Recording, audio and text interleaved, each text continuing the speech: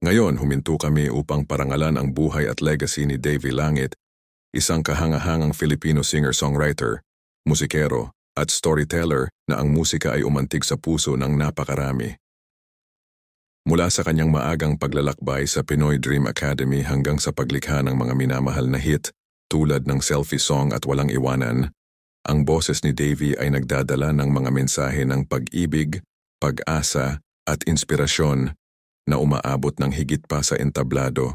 Siya ay higit pa sa isang artista. Siya ay isang mapangarapin, isang kaibigan, at isang gabay na liwanag para sa maraming naghahangad na musikero.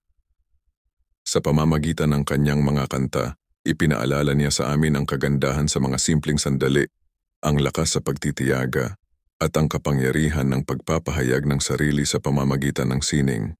Ipinagdiwang ng mga tagahanga sa buong mundo ang kanyang pagiging tunay, ang kanyang init, at ang kagalakan na hatid niya sa bawat himig.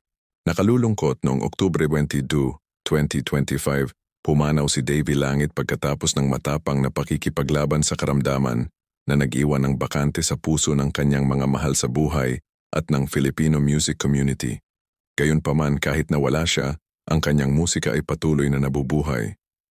Nagbibigay inspirasyon sa mga bagong henerasyon at nagpapaalala sa atin ng hindi maalis na marka na maaaring iwan ng isang tao sa mundo.